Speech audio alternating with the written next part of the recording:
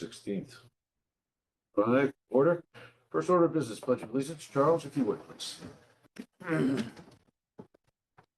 Pledge allegiance to the flag of the United States of America and to the republic for which it stands, one nation, under God, indivisible, with liberty and justice for all. Thank you, Charles. All right, item 2, public hearing to receive public comment on programs to include in the 2025 Neighborhood Assistance Program Act. Okay, we have, I believe it is 4, the 4 or 3. Okay. This is an annual exercise that we go through, this grant program for nonprofits. It is a state administered program. The local municipality is required to endorse the applications by the organizations. So I think we have 2 from Connecticut Hospice, the first 2 at least on my list. Does that line up with what's on the agenda? All right, well, we're going to start with them. The first is, as I mentioned, from Connecticut Hospice, and they are improvements to the Connecticut Hospice infrastructure for a better patient experience. Submitted by someone well known to us, Doug Shaw, who is with Connecticut Hospice. So the application was forwarded to us. Anyone have any questions or comments on that application?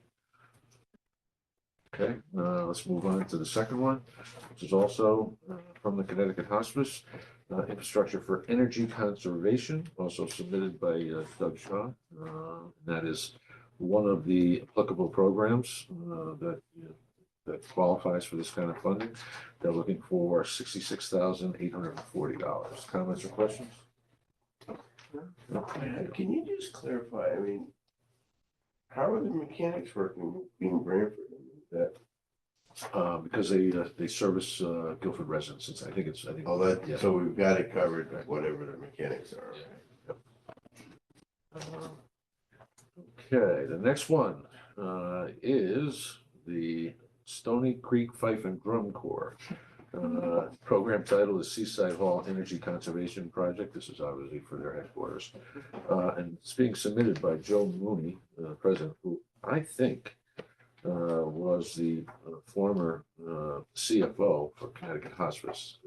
Might be a little irony here. I do know Joe Mooney, Joe Mooney was at Connecticut Hospice. This one is obviously for energy conservation, and they are looking for $7,500. Any comments or questions? Okay. Can I make a comment? The next one is submitted by the Land Trust House, and it is for an energy conservation program. This is in Stony Creek, and it is a 1865 one-room schoolhouse, 1901 firehouse, and a mid-1950s garage. Continue, this project will repair the structure while improving energy efficiency. And they've applied for $100,000, so pretty significant amount of work. That. Any comments or questions? No? None? Okay. All right. No comments from the public? Other than you need the money, right, Doug? Wait a second, you've always been in that. You've been in that role a lot. So Okay. we had no Guilford organizations at all? No. And it used to be Sarah, whatever they, Luminicity, what do they call, formerly Sarah, was pretty much a regular. It may well be they don't have any projects to qualify, so that's likely it. Okay. Well, thank you. No public comments, either online or in the room? Oh, wait, public. No, that's on this particular item. The public forum will be coming next. But Joe Mooney, was he the CFO? He was, retired about a year ago. Oh, is he involved with the Stony Creek He fight is. drum? He runs, and he's chair of the Board of Finance, so. I thought he was. Matt, Joe Mooney's online, if you had any Joe. questions for him. Good Hi, morning, Joe. Thank you for tuning in. thank you. Good morning, and thank you for the opportunity to submit for Stony Creek. I've been playing with Stony Creek since the 1960s. We have that old building, Seaside Hall, that is in need of some improvements. But yes, I was involved with hospice. Doug is very happy to have Doug on board there, and thank you for the opportunity to submit through Neighborhood Assistance. You're welcome, Joe. Thank you. Okay, no other public comments on the Neighborhood Assistance Act program. All right, let's move on to public forum. Item 3, public forum before this meeting. Anyone wishing to address? Deb, come on up. Morning. Good morning, Deb. Virginia used to say Tim Sugarloaf Road. So I understand that we only have 3 minutes to speak to agenda items. I thought there would be something on the agenda. There isn't. The reason I thought there might be is that I am on boards and commissions for the RTC in town. And there were 2 people on the Board of Police Commissions that their terms were complete, will be completed, I should say, by the end of the month. I do realize that I think, oh no, this is it. You won't have the next meeting till the first Monday in July. I understand that there are sometimes reasons why people stay on committees. So I completely understand that. When these people have termed and they're ready to either resign or you're ready to accept a resignation and move on, we did submit 2 people who we feel are very well qualified.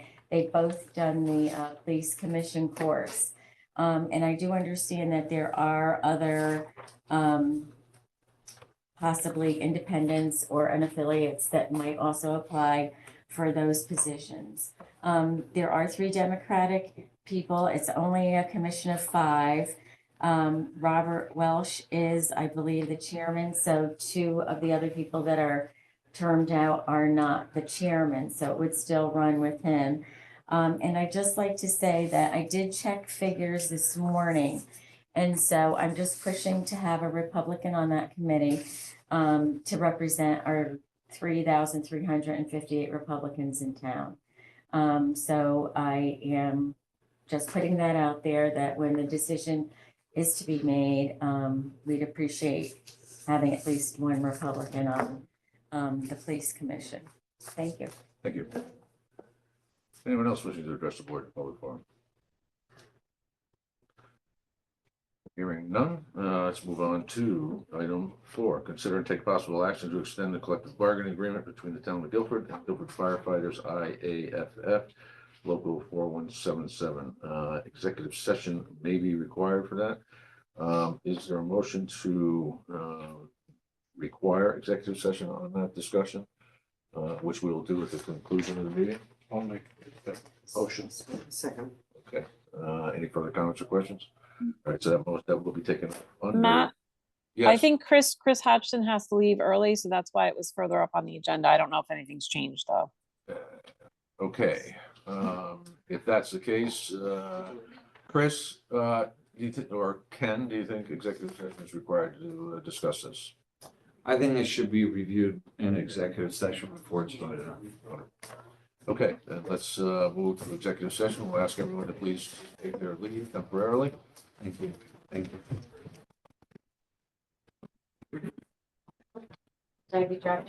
We'll be back in a few. Is there a motion to come out of executive session? A second? Second. All in favor? Aye. Executive session, there were no motions made, no actions taken. There was discussions relative to, as said earlier, the consideration of the collective bargaining agreement, an extension of the collective bargaining agreement between the town of Guilford and Guilford Firefighters, IAFF Local 4177, which specifically addressed wage increases for 1 year and an adjustment to that was a general wage increase, as well as adjustments to their annual stipends and the payments on those stipends will be in 1 installment in July. So those are the changes. But one of the things that I think was mentioned earlier in executive session is this moves us off cycle. We had the start of this bargaining year, we had 4 contracts. This moves at least one of those out. So, all right, so is there a motion to approve the agreement that's been reached between the town of Guilford and the Guilford firefighters, IAFF Local 4177? So moved. Second. Comments or questions? Hearing none, let me try your minds. All in favor? Aye. That motion carries. Ken, thank you very much. Ken, here, this is a now executed document. Steve McPagan had signed it, so we'll share that with Karen and Tracy. Get copies to everybody. Thank you. Okay, item 5, approval of minutes. 5.1 would be the May 19th, 2025 regular meeting. Is there a motion? So moved. Second. And I believe that was the meeting that we did not have the Zoom minutes. So thank you very much for anyone who contributed to my poor recollection of how that meeting went. Anyway, all right. So is there a motion? In a second. Yeah, Yep. Let me try your minds. All in favor? Aye. Aye. That motion carries. Minutes of June 2nd, 2025 regular meeting. Is there a motion? So moved. Second. Any comments, questions, suggested changes? Hearing none, let me try your minds. All in favor? Aye. Aye, that motion carries. 5.3, the June 3rd, 2025 public hearing and special meeting on CDBG block program, block community development block grant, as well as small cities resolution and action to donate land, potentially donate land. Is there a motion? I'll make the motion. Is there a second? Second. Thank you. Let me try your minds. All in favor? Aye. Aye, that motion carries. I was not present, so not voting. Yes, yep, absolutely. All right, item 6, Board of Education, Director of Operations and Facilities, Cliff Gurnham. Good morning, Cliff. Good morning. 6.1 would be to discuss and take possible action to award bid number 8-2425 Baldwin AHU 5 and 6 ductwork. All yours, Cliff. Yeah, so this is the replacement of 2 sections of duct on air handler 5 and 6. This has been bid out actually a couple of times as we've been trying to get a really competitive bid. This time around, we did get 3 competitive bids, and those bids were reviewed by the Standing Building Committee as well as Silver Petroselli and Associates. And both of them have recommended that we move forward with the bid, awarding it to Rotolo Mechanical in the amount of $171,312. Thank you. Is there a motion? Yeah, make the motion. Second? Second. Comments or questions? Any comments or questions? This is on, Cliff, on track to start over the summer.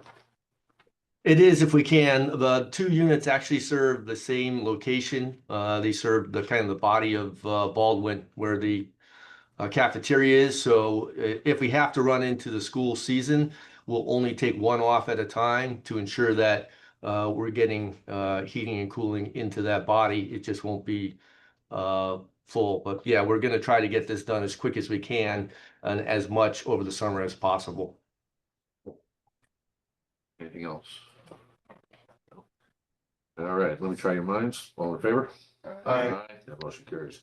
6.2, consider and take possible action to waive the 3 proposal requirement and contract with BO companies for the design, permitting, and implementation of the Adams Middle School Stream Maintenance Project. Cliff? So this is phase 2 of the project. If you recall, we did a large section last year, essentially from the school about halfway down towards North Street for that stream. We're looking at continuing that work as phase 2, going from where we stopped down to North Street, clearing, making the stream, doing the maintenance, widening it up to ensure that it can handle some of the flow, as well as there was a section on the northwest upper section of the stream on school property that we didn't do because we had to shift around the scope originally. So we're looking to get those 2 last sections done that would complete the maintenance of this stream and allow proper flow from Adams straight down to North Street. So the proposals have been looked at by the Standing Building Committee, and we are asking you to waive the 3 proposals because we've been working with BL on the first phase, so they've already have good understanding of the project as well as most of the site survey and information that we need. So we're looking to award it to BL companies in the amount of $14,500. All right, is there a motion? So moved. Second. Second, just one comment, completion of this project will make some of the neighbors to the south a little happier because of the flooding problems that have resulted with no action on, previously with no action on this project, so questions or comments? I have a question. Why wouldn't BL, when it was awarded the first contract, wouldn't they have been bid for the whole thing? I mean, isn't this just part of the first thing? Well, when originally we bid on it, we didn't realize the scope was going to be as large as it was. We're restricted as far as how much we can take out at a time due to regulations. So once they got into the project, they found that there was a lot more sediment and we'll say fill that had to be taken out. So that restricted us on the scope of the project. So we had to reduce the scope down to a smaller area during phase 1, and that's why we ended up developing phase 2. Do you think there will be a phase 3? No, I hope not. That's for sure. But at this point, no, we do not anticipate one.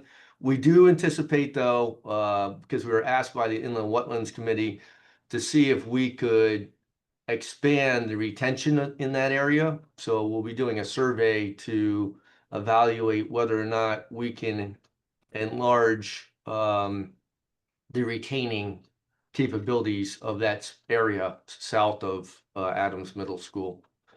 That's just due to the amount of runoff coming from 95 and State Street as well as Church Street.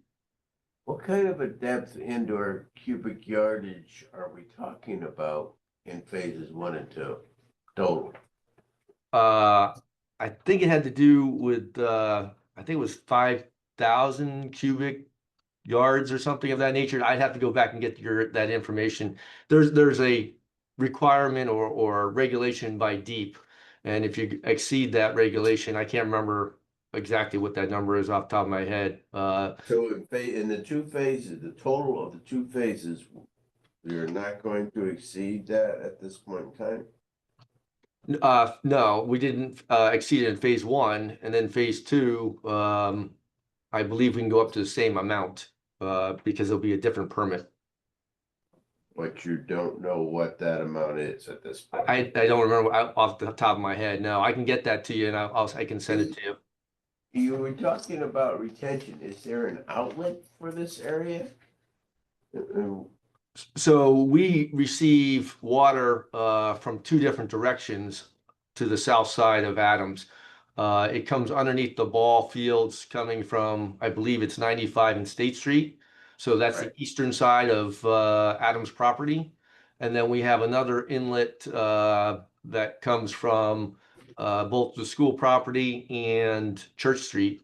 They both lead into the wetlands right there at the south end of the Adams property. From there, it goes down one outlet from there straight to North Street, and then it flows south from there.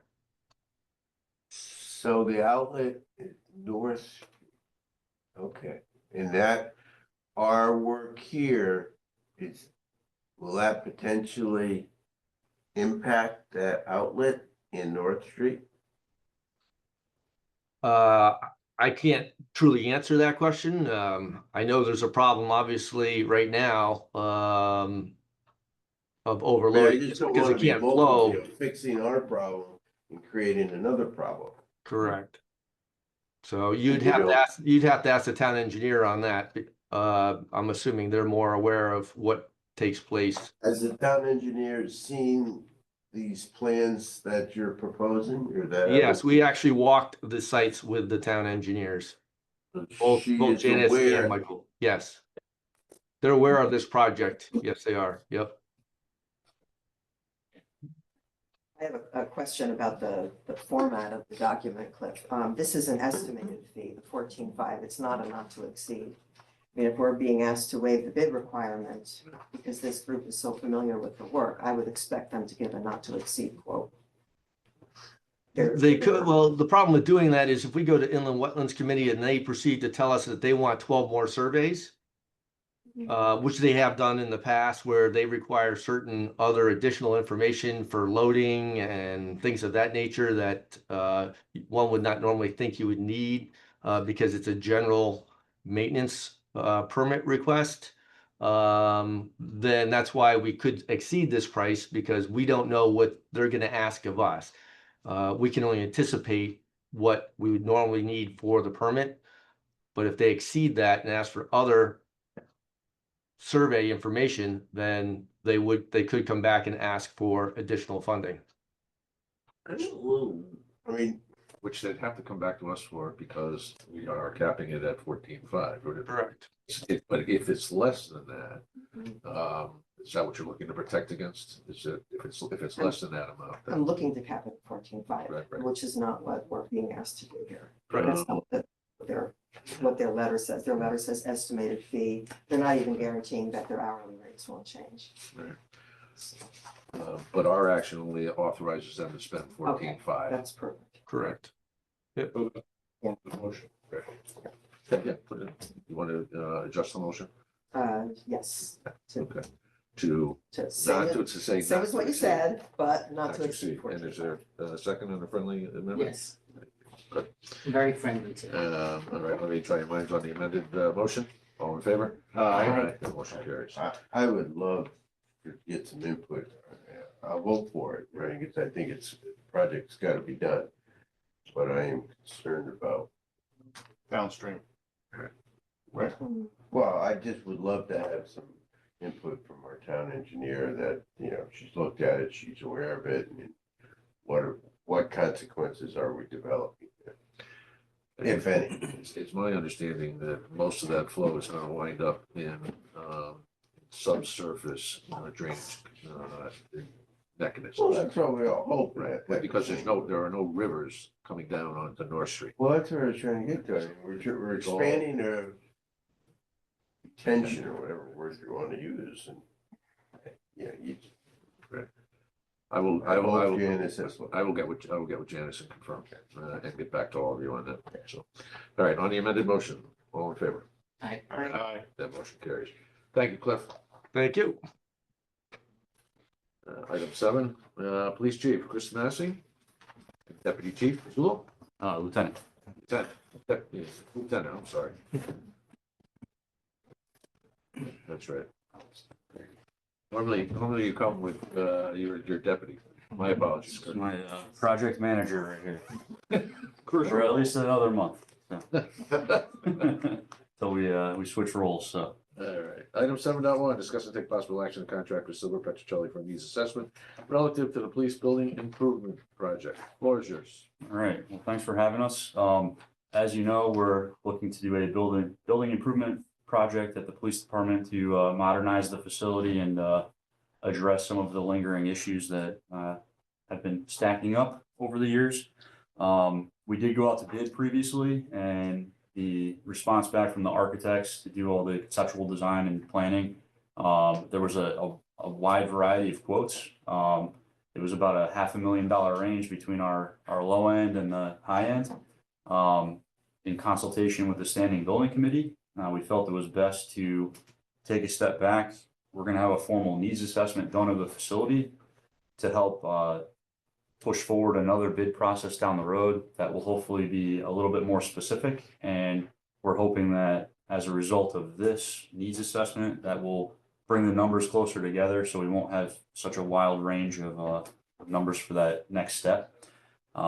We did go out, we got 3 prices from some of the on-call architects, and then we also got a 4th price from a company that does building projects exclusively for law enforcement and public safety facilities. In review with the standing building committee, they felt that Silver Petrocelli had the best proposal at $19,000. So we're requesting approval to move forward with that recommendation for the needs assessment. All right, is there a motion? So moved. Yes, I'll second. Second. Question, yep, you're first up. In that request for needs assessment, did you ask for, I know the police department, I know the building needs work, which is, I find amazing, because I remember when it was built, it's scary, but, I just want to, trying to figure out how to say it, there is immediate needs, no question, there are immediate needs. But does that also include some needs that, 5, 10, 15 years down, like some nice to have things and planning for it? I'm nervous sometimes we build things without, being prepared for the next step, I think. So some needs gotta happen right now, that type of thing.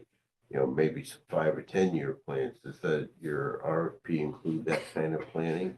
So the goal is for this needs assessment, they're gonna come through the building.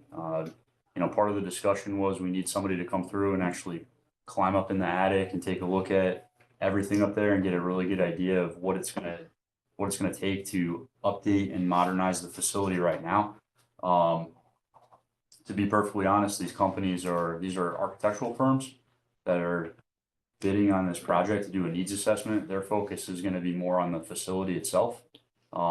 Certainly the question that you have in terms of our needs moving forward operationally, those things are gonna be more that our input's gonna be more valuable to be able to provide that and project out what we need from a law enforcement operations standpoint.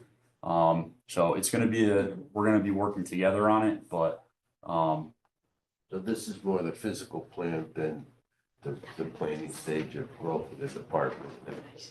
yeah, I would say, I think it would be, difficult for, companies to come in that are architectural firms that are not, exclusively doing public safety and understanding trends in the public safety, spectrum. I'm not sure how they would be able to project 10 years out from now, how many people we need. That's really where we need to. How about addressing things like space, just the entire area of space that's available there? I mean, there isn't, that's always limited, number one. Would they be, I mean, not all of your needs are going to be expansion of the building necessarily. A lot of them are just going to be upgrades within the building. Correct. Yeah. We're gonna do the best we can to work within the existing footprint. There's a couple of areas that our understanding is that they were intended to be left open in the event that the building did need to expand in a couple areas. There's So, never been any discussion about changing the location, has there? not officially, no. We did have some discussions about potentially, there's a building on Hubbard Road that's vacant, about utilizing or moving several apartments in there.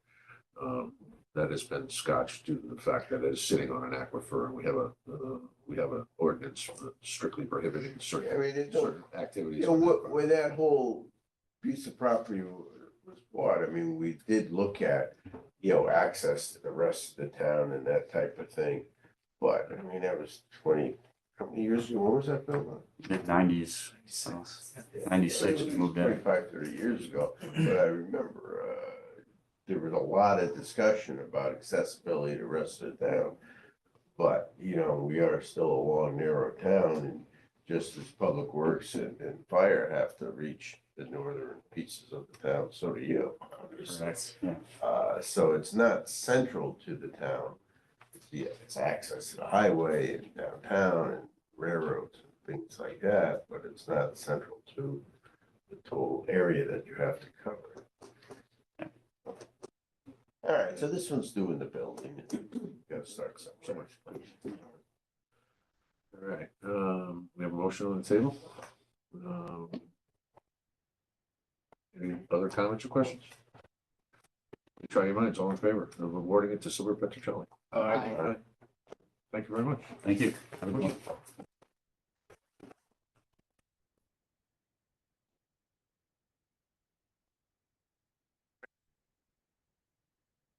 Three. All right. Born ready, right? Finance Director Mary Jane Malvasi, 8.1, received monthly report from Finance Director, MJ. All right, start with revenues. Not too much changes from other times. A few things I wanted to note. We did up our finance revenue and I'm at about 95%, hoping to make that 100 by the end of the year. Tax collector does have 260,000 left to collect to bring her at 100,000, but otherwise 100%, sorry, but based on that budget, that's actually a really good number at this point. We do have golf and fire who have been bringing money in over their budgets, and I mentioned that because we're going to talk about them in a minute under expense side. So I'm hoping we are showing $463,000 shy of 100%. Hoping by the end of June to be able to cover that, especially with this month we brought in 630 just in town government revenue. So even if we're shy of that, hopefully we will cover that. As I've been saying all along, our budgets are going to be pretty tight this year. Hopefully with a surplus, but certainly not anything major unless someone decides to drop money on me in the next couple weeks. But that's revenue. Any questions on revenue? I don't have the documents. Neither do I. They're not on there? No. Trace? I'm sorry, that's my fault. I forgot to move them over from Board of Finance. Alright. You should have them Oh, on Board of we were- Finance Oh, we can meeting. look there. I'm Yeah. sorry. Yeah, Yeah. sorry about that. We can look there. I didn't realize. I apologize. That's my fault. No. We can look there in Yep. theory. Yes, we can.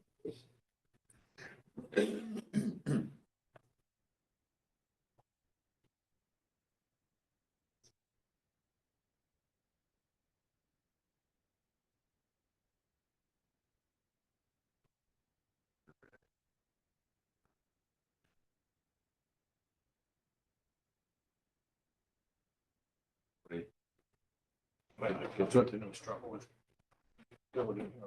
Here. Thanks. See all my scribbles and my notes on the front, but other than that, you can.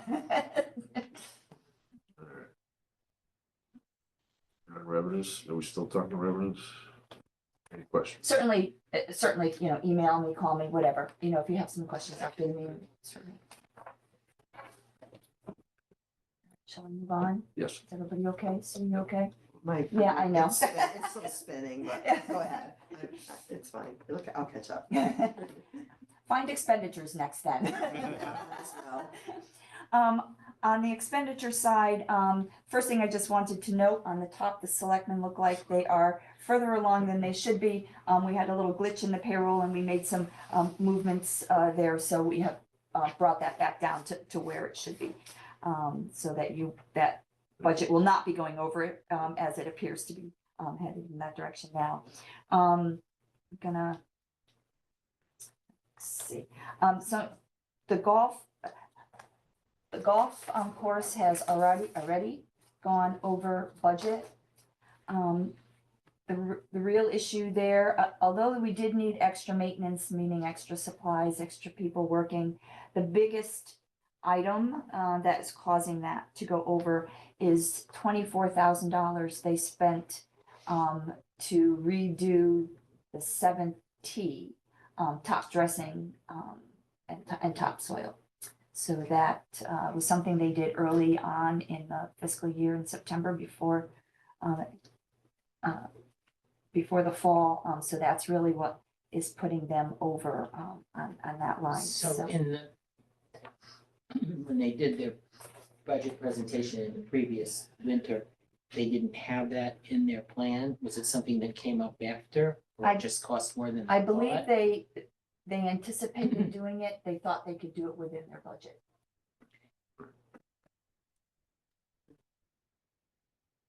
No, we'll probably like to have an explanation from the board as to the I- process yeah. and what happened. I The did- commission. right? Yeah, I did email the chairman of the commission and the superintendent of the golf with questions as to why they went over it. Ted is the one that got back to me, but I did include the chairman on that original email that I sent out, so Got it. I can reach out. So does the Ted's over, reaction was it just went over budget? His explanation was the work they did on the 17th. So I just was able to open it. It's the $31,000. Correct. and then how So much? they did have Yeah, what was the additional, additional, on the So they revenue are- side? Revenue? they're- oh, on the they're- revenue side, they they're, are- they're over about 20,000. So we're still a minus? Correct. Yeah, still a minus. But their anticipated revenue for June would more than likely exceed May, which was 47,000. So maybe it'll be a It- wash. It's might gonna be be a pretty wash. close to a wash. Be close. Mhm. But the work was the same work, it simply Cost more. costs more than they anticipated. It So feels they're like it's trying more, to get to, do they do different work? Is yes, there a way it to feels know like more about than it? just top dressing. I feel like Right, they they- leveled that off. That is a long tee box. Right, they did extensive $24,000 worth of work on that tee box, out of that line item. They do have another one budgeted, but they did include it in capital this year, so, And I thought Public Works had been doing some of the site work for them, and they might not have been able to handle that particular piece or something in the back of my mind. I don't know, but if you'd like to hear from Yeah. the chairman, I can certainly invite him to come in. I think that would be a good Mhm. idea.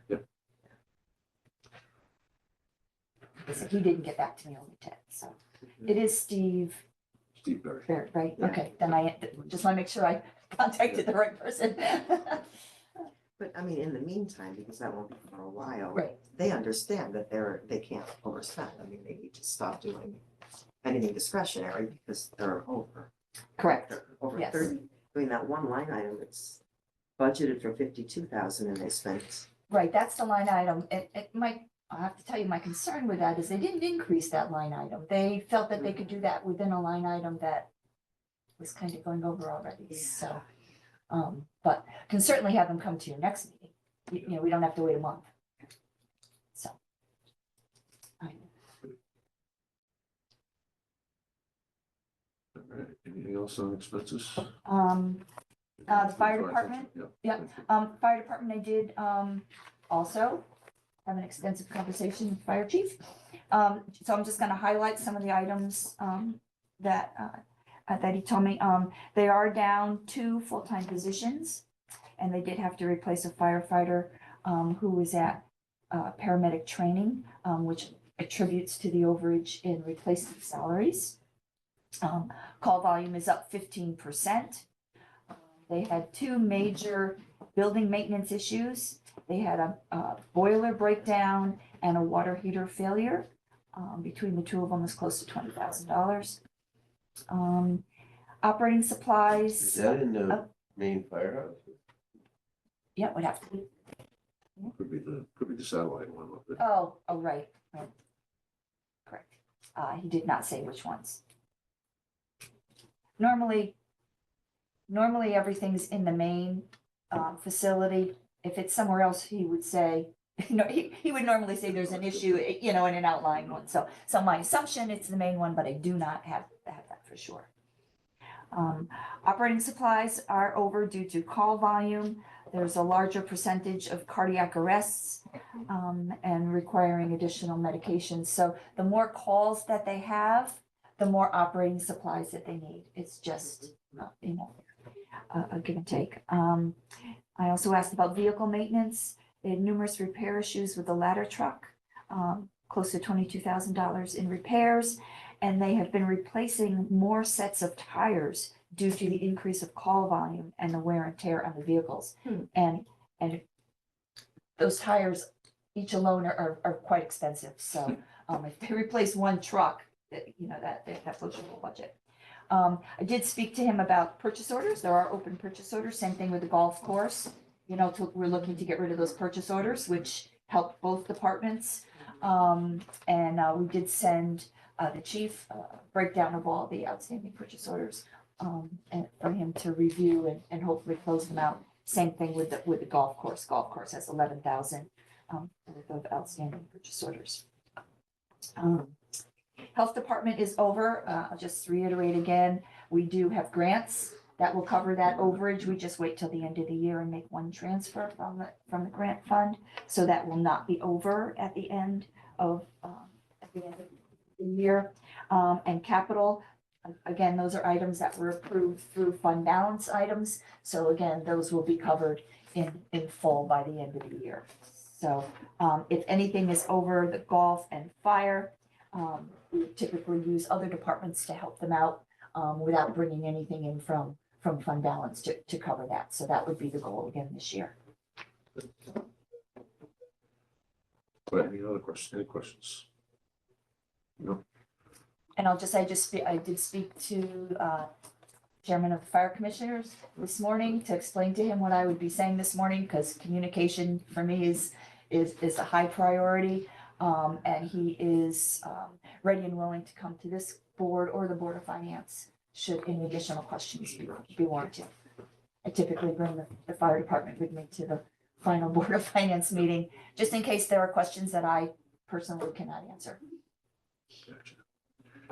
All right, I'm gonna All right. ask, I'm gonna channel Bob Hartman Senior. Who obviously used to ask this usually in April and May, but where do you see the end of year? Well, like I said at the budget beginning surplus? of my remarks, I do expect us to have a surplus, but a small surplus this year. If we were to close today, I'd have $2.6 million surplus between expenditures and revenues.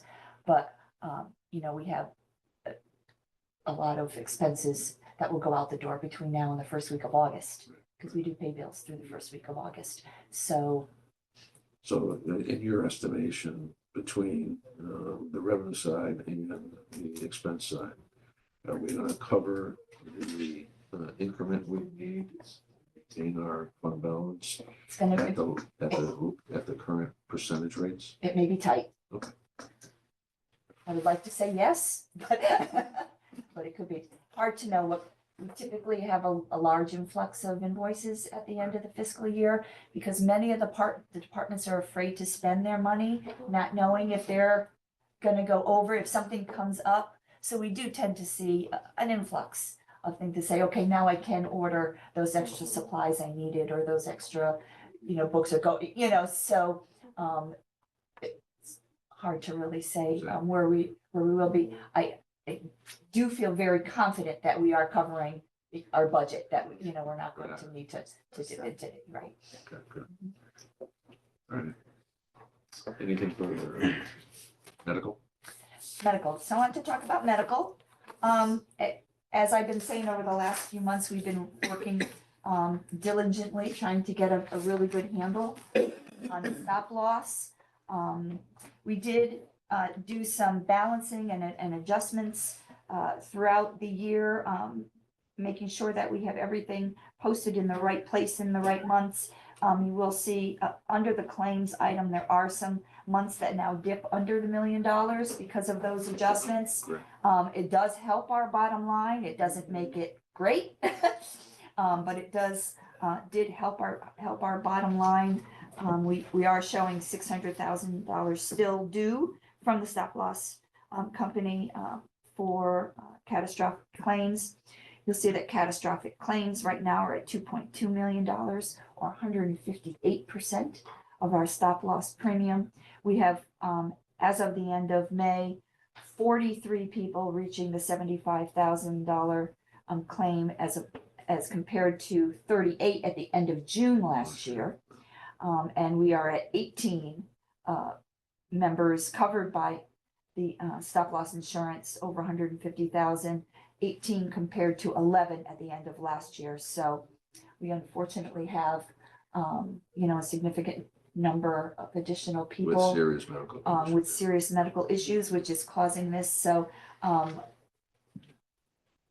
I said, we knew these numbers going in for next year. So hopefully our budget is better able to handle the numbers that we expect coming next fiscal year. I am showing a $2.6 million estimated fund balance at the end of the year, which is just over 2 months. We look for 3, but I'm happy to see 2. So, at this point, as I've been saying all along, I don't believe we're going to dip below our fund balance. but we are all gonna be thankful that it is there. And I believe we will have the funding available for the 750 that, we've been, what's the next year's budget. So it's gonna be a tight year, but we've had a few good years and we've been able to utilize that money, to help offset our OPEB. But, you know, this is exactly why I always say I look to keep that money in there and not give it back. I'm sorry to be proven wrong or to be proven right. I should say that we need that money. So, but that's where we stand right now. Again, you know, I think we're going to be okay at the end of the year. It's just going to take us a little bit to get back up. I have a question, and I had a brief conversation with Mitch about it. I have not yet talked to the school district, but would this be the time for us to start to look at whether or not self-insured is the most effective vehicle for us to continue with, as opposed to going out and bidding out the entire thing so that we are shedding some risk to the insurance carriers? But, and again, knee-jerk reactions are not necessarily the right kind of reactions. We've had some positive experiences over the last 5 years with our self-insured fund, but is that something that you think might be an effort that's worthwhile? I'm not sure. I don't think it's ever not worthwhile Right. to look at it, and we have those discussions, you know, as we talk about it. Really, we need to, you know, have a discussion with our consultants. I was gonna say. You know, I think it's worth asking the question. Correct, that's what I My, mean, yes. my concern is that the increase in the number of needs. Right. And it's, last budget cycle, medical was a big enough issue. It's not gonna get any better with these kind of activities. Right. We can certainly talk to our consultants and have them give us an answer that we can come back, Yeah. or, you know, always willing to have, you know, a special meeting again. You know, we did have him come in to talk to everybody about what the upcoming budget was gonna Be look at, interesting to but see if he has any forecast rates. for that crap. we can barely do that I month to know, month yes, sometimes. Blue sky, yeah. Just Linda and I are bugging him all the time, so it's, if only we had a crystal ball, I could answer your questions much better. But we can certainly ask that question, absolutely. All right. That's, okay. All right, anything else on the monthly report? All right, 8.2, we're going to discuss and take possible action on a resolution delegating authority to the first selectman and finance director to authorize terms and conditions of bond notes and temporary notes. MJ. Yeah, so as we do every year, you know, we went to the taxpayers, they approved the bond authorizations that we put forth. In that bond authorization, it tells the people that this is going to be the next step. This particular document gives the first selectman and the finance director the right to go out and bond for the money that the taxpayers have authorized. So that's what this document is saying. We can't do it until after it's approved. So here we are. Is there a motion? So, Second. Any further comments or questions? I'll make one comment. Yes. We traditionally have to sing for our supper with the bond agencies, which is always a fun exercise, where we get to talk about all the positive things that are going on in our community, particularly from a financial standpoint, regardless of some of the challenges we might have. It's always a very interesting exercise, so. Yeah, and I'll tell you, you couldn't ask for a better advocate for the town of Guilford than your first selectman. Oh, geez, that's not what I said. It's true. Thank you. It is so true. But I will note on that I've been estimating $5 million worth of bonding year after year. I have worked with our financial advisors. I am going to do 7 this year. It's not gonna change our numbers too much because of the amount of credits that we'll be getting back. But we did have an influx, you know, a jump of expenditures that we've done, and I just want to make sure that we don't get too far behind. So we're gonna be doing 7 this year. Again, it's not gonna, it's gonna very minimally affect our budget, but I think it's the right thing for us to do. Especially since we're not getting this big surplus. That was kind of part of my The original reasoning, plan is, part of my reasoning there. Okay. All right, Call the question, all in favor? I- That motion carries. Okay, thank you. thank you. See you tonight for Board of Finance. Item 9, Jeremy, are you there? Systems Engineer, Jeremy Orton. Who's How's pinch it going? hitting- Good, just pinch hitting for Tony. Yeah. And this is 9.1. Consider and take possible action to contract with Advanced Office Systems for the implementation of 365 Exchange Online. Jeremy, you want to give us a little background? Yeah, so currently our mail server is on premise, which means it's in the building.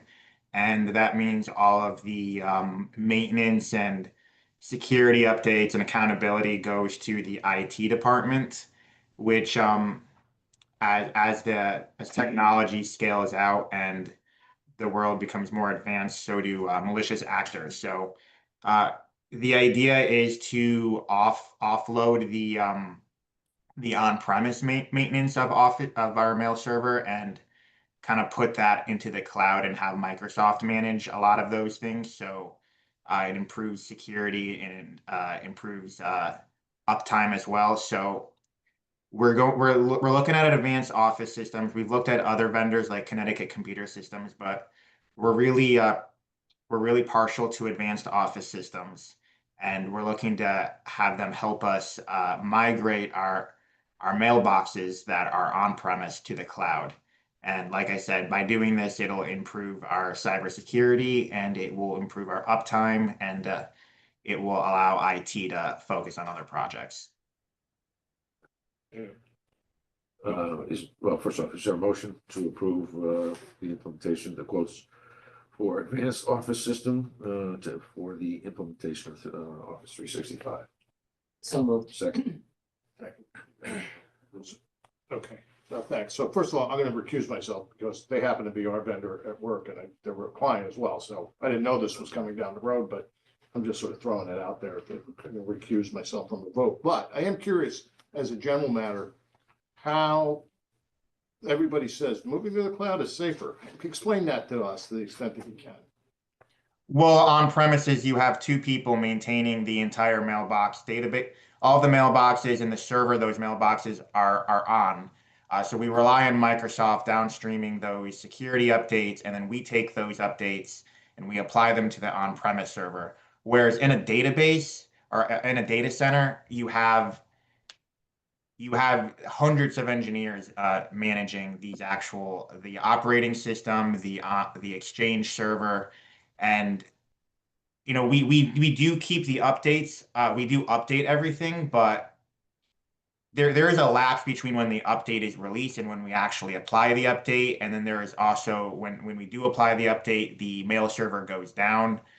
So by putting it all in the cloud, you don't have to worry about any even like an 8 or 10 hour difference. You don't have to worry about when Microsoft releases the security update, it's applied to the actual to our mailboxes immediately. So you don't have to worry about security in that regard, and you don't have to worry about uptime either. And if anything happens on Microsoft's side, Microsoft takes accountability as well. Jeremy, there's also a change in the infrastructure in terms of hardware, maintenance contracts, those kind of things. You want to talk a little bit about that, servers, that kind of thing? Yeah, right now our And mail server. backups. Right now, our mail server is on a virtual machine and it's backed up through our Veeam backup service.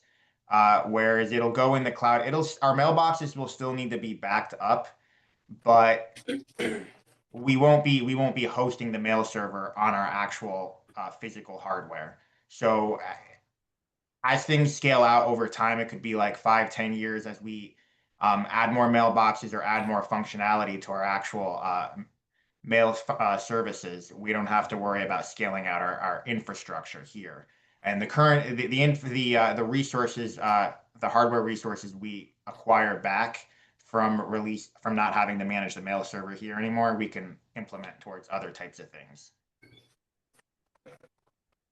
Other questions? What about backup? Like, in other Sure. words, backup, Yes, he just mentioned that. Okay. We'll still have to back up our mailboxes. Microsoft is just hosting them in the cloud.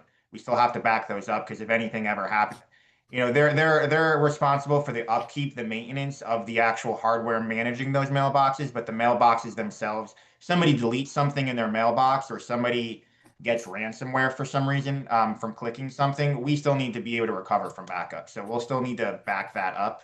And that'll be separate from Veeam, but Advanced Office Systems will be working with us to Microsoft offers their own backup service for mailboxes, so they'll be working with us on that. So if anything ever happens, we can still recover.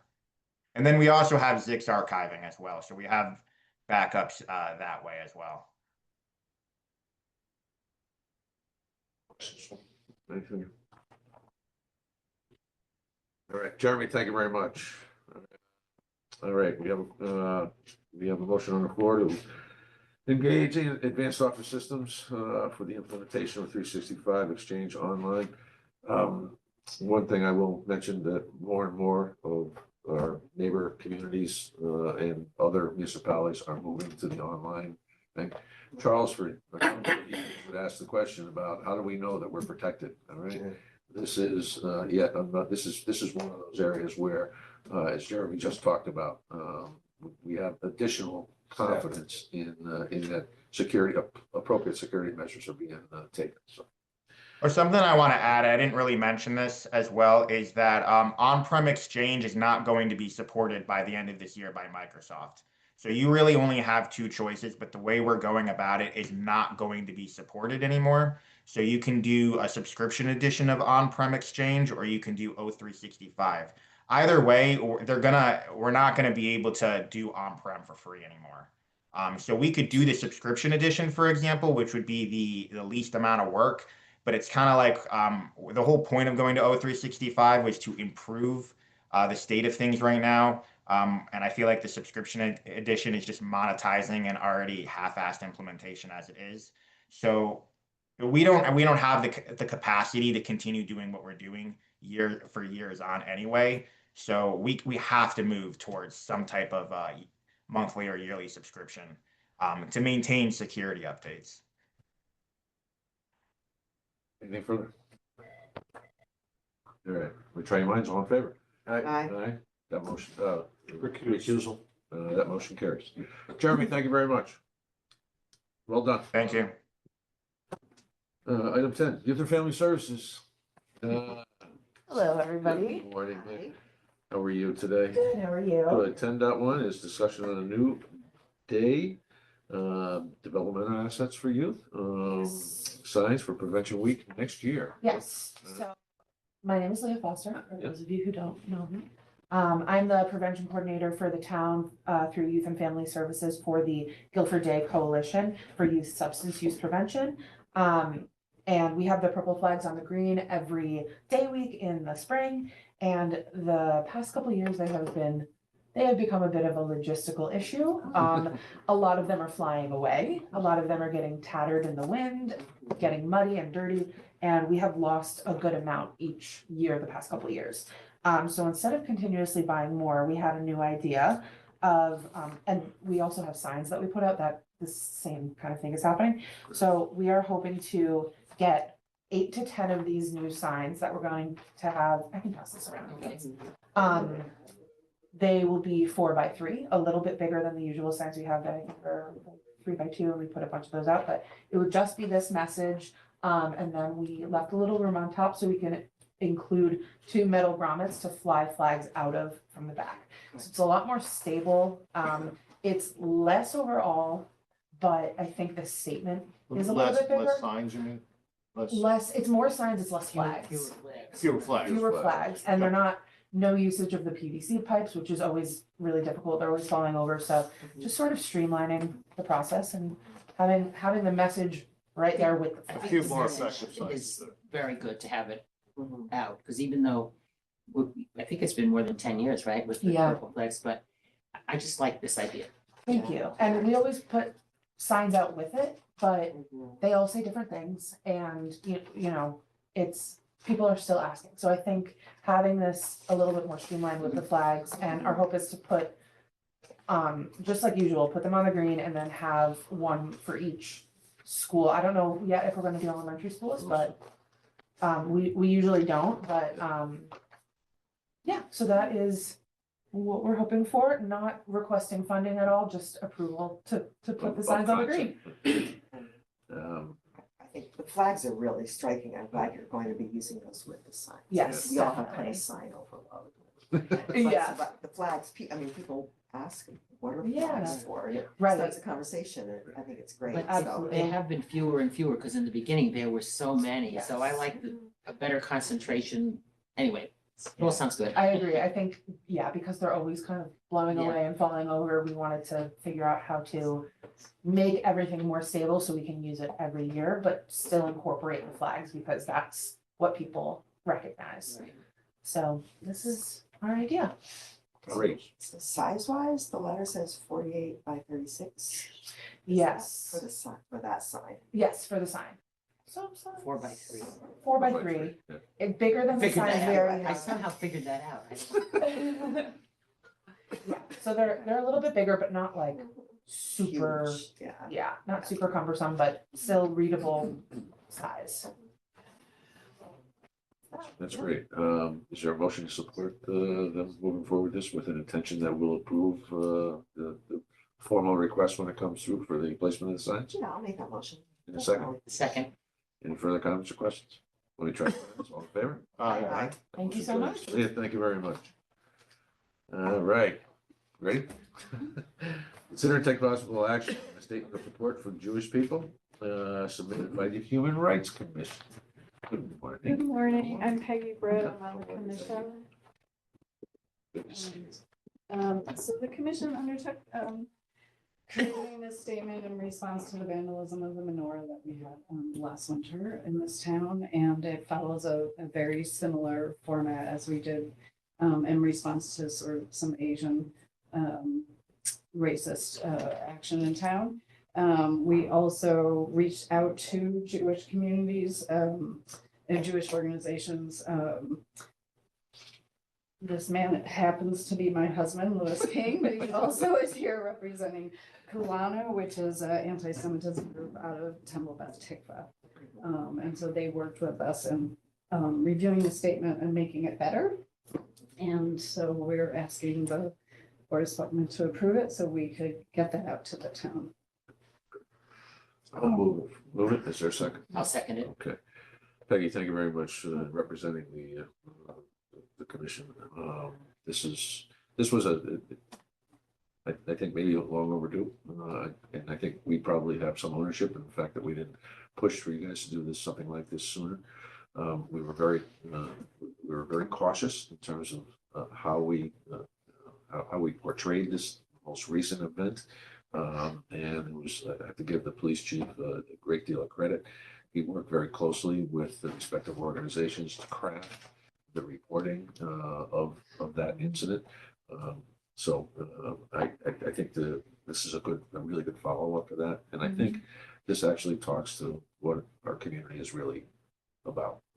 So I'm supportive of it. So, and I thank you and the rest of the team for bringing this to our attention and bringing it forward. So, Yeah, I really regret, we were on the verge of being remiss in our reaction, but, you know, because of the legalities of it all, I think we did it correctly, but I'm glad that we are able to have this statement at this point technically. So when this is published, are you going to connect it to that incident and say this is a result of response to the menorah The desecration? statement includes that incident, Yep, it and does. so it does connect it to that, and we plan on putting it on the town website under the commission, as well as getting it out on Right. social media. That's right, it was mentioned in the statement. So even though we might have been remiss, at least someone says, On the well, verge did of we ever remiss. address it? We are addressing it. The title, I'll say, Statement of Support for Jewish People, almost looks like something I know. or to address the situation that prompted this. Right. I don't know if that will appear as part of the finished product, however this comes out. Right. If anybody has any ideas, strengthening that a little bit. My suspicion is they Catherine Adams just probably joined tried us. not to make it too overt, that, error on the side of caution in terms of constructing this and not being strident, more strident or more affirmative, just to, hopefully not to appease us, but, you want to push that? I don't know enough about the pros and cons to be comfortable making a case for pushing it, but, if anybody have a great idea, I'd certainly be in favor of doing that, but won't prevent me from voting in favor of this, so. Okay. Anybody else? Yeah. All right, let me try your minds. We have a motion in a second. Let me try your minds. All in favor? Aye. Motion carries. Thank you very much. Thank you. Perfect timing. I'm so sorry I'm late. Oh my goodness. I apologize. Thank you so much for your time. You're welcome. Thank you. Thank you for what you guys do. Aggie did a good job. You did a great job. Okay. Item 11. Oh, that's the one we just approved. I'm sorry. It's item 12. Discuss and take possible action on programs to include the 2025 Neighborhood Assistance Act program as a result of the earlier public hearing. Is there a motion to approve the 4 applications that we're submitting on behalf of Branford because of their, whatever challenge they had, they were unable to process them? Is there a second? I'll second it. Comments or questions? We're just gonna do all 4 of them together, right? Yep. Any further questions or comments? Hearing none. All in favor? Aye. That motion carries unanimously. Doug, congratulations. Now hopefully the state's gonna fund you. Right? Does this count to us working regionally? Yeah, there you go. That's right. That's it. It's regional work. Thank you very much from the Branford Land Trust. Thank you. You're welcome. Our pleasure. All right, item 13, appointments and resignations. 13.1, act on a resignation received from Peter Connell from the Marina Commission. Is there a motion? So moved. Second, and I'm just going to assume we'll do that with appreciation and regret. So let me try your minds. All in favor? Aye. That motion carries. 13.2, act on the resignation of Barbara Hargraves from the Affordable Housing Commission. I'll make that motion with regret and thanks and we just got commission really up and going and filling in the vacancies but Barbara is very deeply involved in the commission, Human Rights Commission, and I believe she is the co-chair of it now. So, yeah. And she just indicated that she Spread a little thin. was spread a little thin. Right. So Okay she's with that. resigning from the AHC. All right, we have a motion in a second, so let me try your minds. All in favor? Aye. That motion carries. 13.3, act on the appointment of Brian McGlone to the Affordable Housing Commission to fill a vacancy for a term to expire on October 31st, 2028. Is there a motion? I'll Second? Love to second that. Two. Nice to see a former, Mhm. a former one who sat at this table, actually, Yes. employees at this table. Let me try your minds. All in favor? Aye. That motion carries. 13.4, act on a recommendation to move Garth Varian from alternate to regular member on the Shellfish Commission to fill a vacancy for a term to expire February 28, 2029. Is there a motion? So moved. Second? Second. Let me try your minds. All in favor? Aye. That motion carries. 13.5, act on the establishment of America 250 Celebration Committee and appoint members. Let me just give you a little background, other than what you see here. This is something that has come out of the state, I believe, the office of the attorney, the lieutenant governor, as well as the Secretary of State, to put together regional committees to celebrate America's 250th, which I think is next year, right? And we already have some volunteers towards that end. Are we, get the names here, right?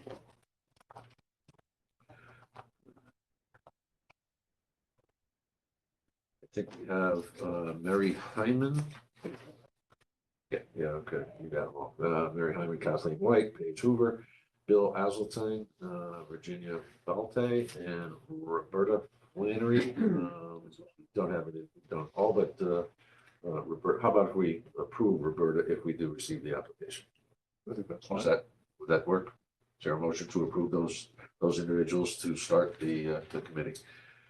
This isn't a charter regulated commission in any way, right? It's No, just this is an an ad. ad hoc committee. Yes, of task pe- force. People, Task who force. yeah, people who Yeah. came, yeah, so we don't have It's a to, committee. we're not concerned with Party parties or the affiliation. fact that one person doesn't appear to be a resident. It's Yeah. not an issue. That's fine. Okay. Yep. And as time goes by and other people want to join That's what in, that's what we're we're trying. not gonna say, sorry. No. We no, already you have can't. five. We already got five. Yeah, no. Okay. We'll take as many as we can. So. All right, good. I'll make a And in motion. a sense, it feels like it's a local expression of a national right thing. Mhm. Right. So Yeah. it'll be big and inclusive. Yep. To your point. Good. You got it. I hope. And the unfortunate part about this, this was largely the brainchild of Denise Merrill, the former Secretary of State, Oh. who recently passed away. Yeah. So she's Denise still Merrill listed as died. chair. What's that? Denise Merrill. Yes. Oh, I missed that. Yep. Okay, so is there a motion to approve those individuals? And a second. Second. Let me try your minds. All in favor? Aye. That motion carries. All right, item 14, request for use of town property. 14.1, act on a request from the North Guilford Congregational Church to place a sign in the green advertising its country fair taking place on August 16th, 2025. Sign placement will be 8/2 to 8/16. Is there a motion? So moved. And a second. Second. Let me try your minds. All in favor? Aye. Aye, that motion carries. Item 15, committee reports.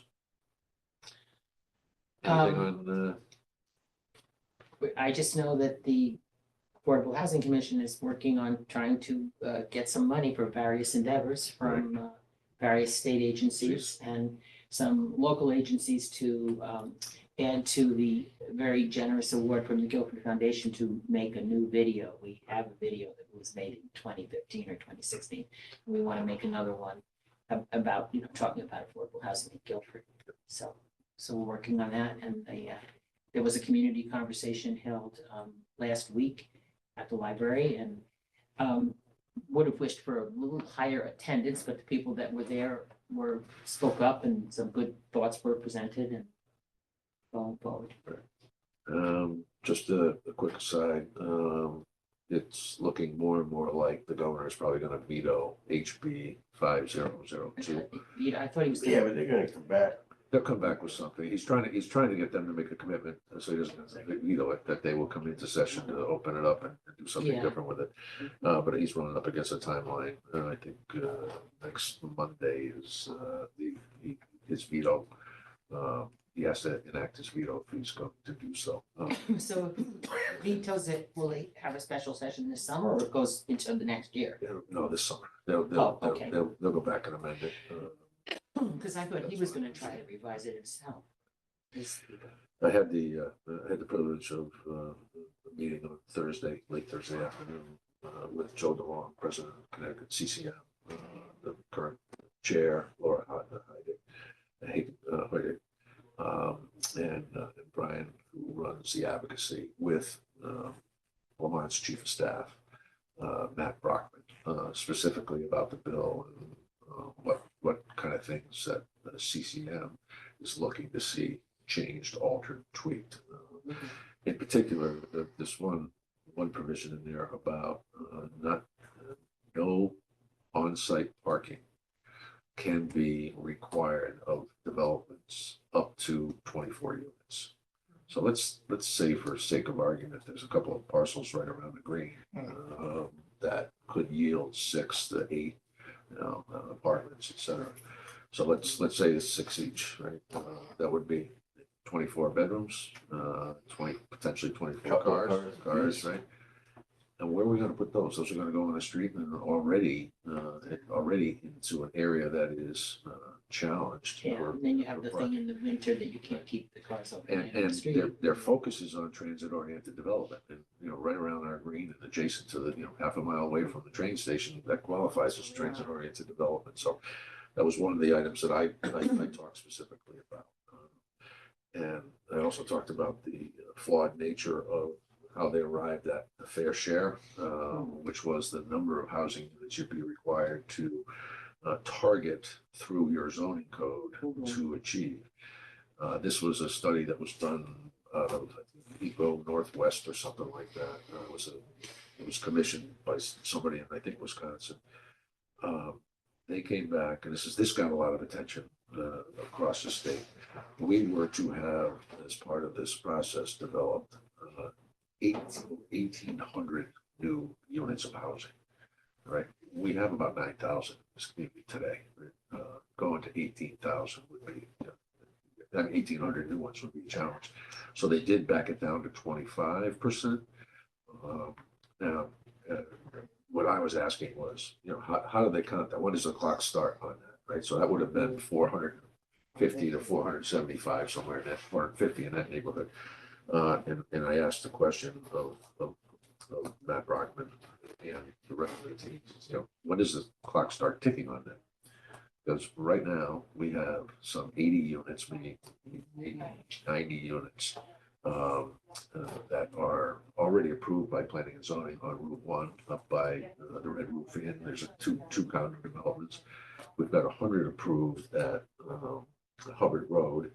All right, we've got 25 that are being built. All right, those may or may not qualify. And then there's a proposal for 162 units, Village West, right? That gets us a long way toward that 450 number, but I think it was flawed data that they're basing it on. So, but nonetheless, Yeah, it's gonna be a tough one to modify because you got that, the broad brush thing. I mean, so many things that are necessary and needed in one area don't work in another area. exactly. So, okay. Old business? New business? Let's do public forum now, because we've got item 20, which is discuss and take possible action on the application for affordable housing tax abatement. Did we do the signs? Um, The signs on the green? yeah, it was only. Yeah, just Yeah, we did. It was North Guilford. Yeah, North Guilford Conservation Trust. All right, And then we have a second. We have to act to executive session. yes. So, but let's do public forum first. Roger that. Roger that. Anybody wishing to address the board in public forum? Hearing none? Okay, is there a motion to add an item that is related to legal activities to the discussion in executive session? So, second. Okay, let me try your minds. All in favor? Aye. That motion carries. Doug, thank you for your participation. You guys, thank you all. Our pleasure. Thanks. Good to see you. Charlie, always good seeing you. Haven't seen you in a long time. I Do you know. age at all or? Look the same, Sandy. Good seeing you too. Thank you guys. Same hairline, different color. All right, is there a motion to go into executive session? And a second? Second. Let me try your minds. All in favor? I'm going to invite Karen also. Karen Kravitz. She's not there a minute ago. She was there, Mary. I'm here. And you're there? Okay. And Becky? Becky. Me. And Pete? Yeah, you're allowed in. Okay. Phew. Wait a second. Is there a motion to come out of executive session? So moved. Second. Let me try your minds. All in favor? Aye. That motion carries. In executive session, there were no motions made, no actions taken. But as a result of our discussions, we will take one action for applications for the Affordable Housing Tax Abatement Program. We had 4 that we're contemplating. The first one was Great Hill Commons. Is there a motion, 8 Great Hill Commons, is there a motion to approve 50% abatement because of the qualifications exhibited for the application in our ordinance? Is there a motion? So moved. A second? Second. Further comments or questions? Let me try your minds. All in favor? Aye.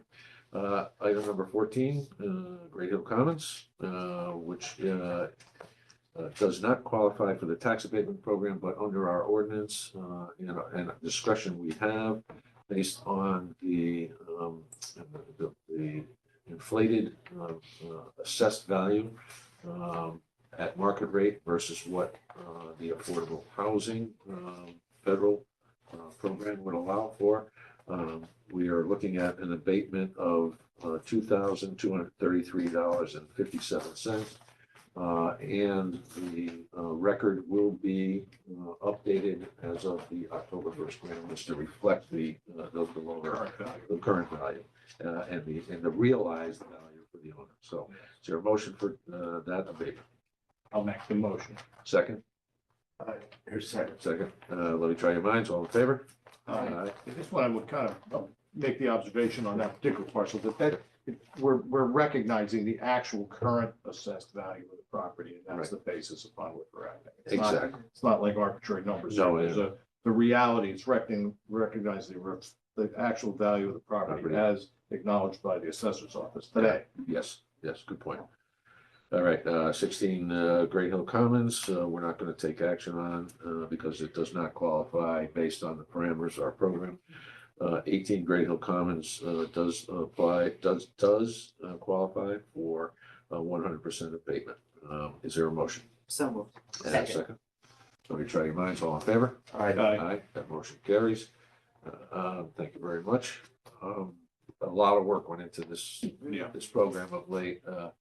Pete Barrett, Becky, as well as Karen Kravitz, outside counsel. So great work to get us to this point. That being said, I don't think there's anything else for us to attend to.